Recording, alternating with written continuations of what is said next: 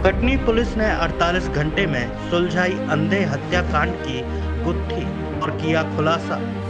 मृतक के साथ ही निकले मास्टरमाइंड। कटनी जिले के एनकेजे थाना क्षेत्र में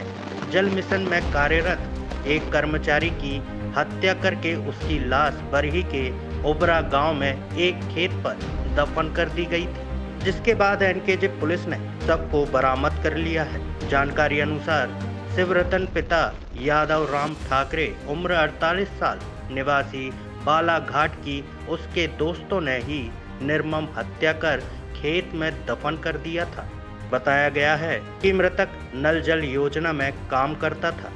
और पैसे के लेन देन के चलते 16 अगस्त की देर रात युवक की हत्या कर लाश को खेत में 3 फीट गड्ढा करके गाड़ दिया गया। मृतक के परिजनों की शिकायत पर एनकेजे पुलिस ने मामले की गंभीरता को देखते हुए तुरंत कार्रवाई शुरू की। पत्रकार वार्ता में कटनी एसपी अभिजीत रंजन ने खुलासा करते हुए बताया कि एफआईआर के बाद जब जांच शुरू की गई तो सबसे पहले मृतक की मूवमेंट देखी गई, जिसके लिए सभी सीसीटीवी फुटेज देखे गए। इस अंधे हत्याकांड में मुख्य दिशा तब मिली जब गुमशुदा के भतीजे मुकेश ठाकरे ने शक के अंदेशे से पुलिस को बताया कि उसके चाचा यानी मृतक को पूर्व में काम करने वाले किशन तिवारी और उसके चचेरे भाई विवेक उर्फ राज तिवारी कार में बैठा कर ले गए थे और उसे उन दोनों पर शक है कि कहीं चाचा के साथ कुछ गलत न कर दिया गया हो। इस आधार पर दोनों संदेहियों पर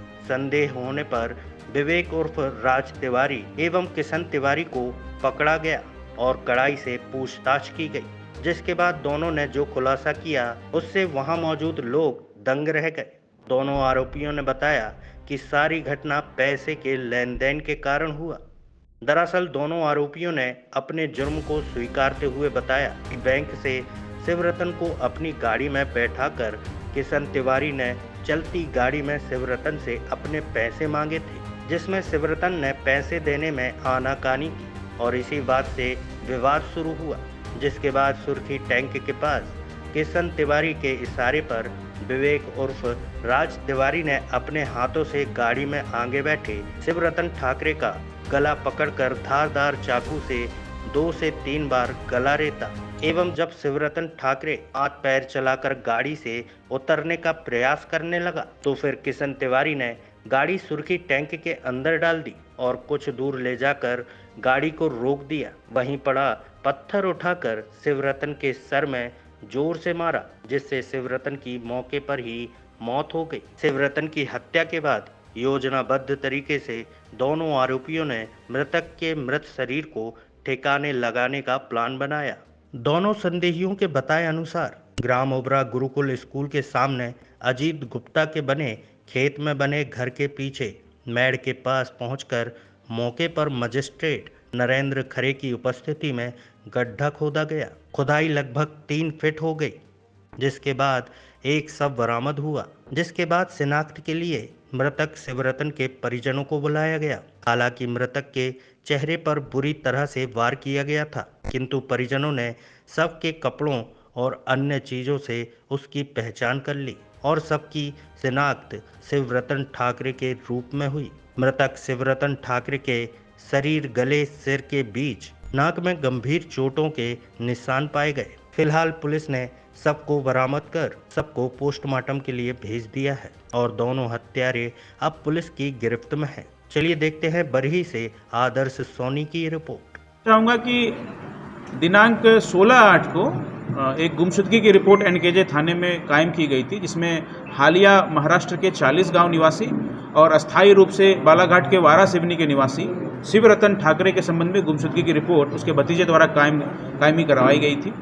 और चूंकि एक चुनौतीपूर्ण घटना थी कि बाहर का एक व्यक्ति कटनी में आकर के गुमशुदा हो गया है, तो हमने इसको बहुत ही सीरियसली लेते हुए हमारे सभी अधिकारियों ने, थाने की टीम ने, हमारी साइबर की टीम ने इसमें बड़े ही प्राथमिकता के साथ त्वरित गति से कार्रवाई की और उसके पश्चात हम लोगों ने इसमें फाइंड आउट किया कि इस व्यक्ति की, इसके ही साथी, इसके पूर्व साथी 2 लड़के जो बरही के रहने वाले हैं, किशन तिवारी और राज तिवारी, इन दोनों ने सुर्खी टैंक के पास इसकी जो है चलती कार में हत्या कर दी और इसके पश्चात इसको बरही ले जा करके एक निर्जन स्थान पे खेत में गड्ढा खोद के इसकी बॉडी को डंप कर दिया था। पुलिस ने जब सख्ती से दोनों ही संदेहियों से पूछताछ की तो उन्होंने इस घटना को न केवल स्वीकार किया बल्कि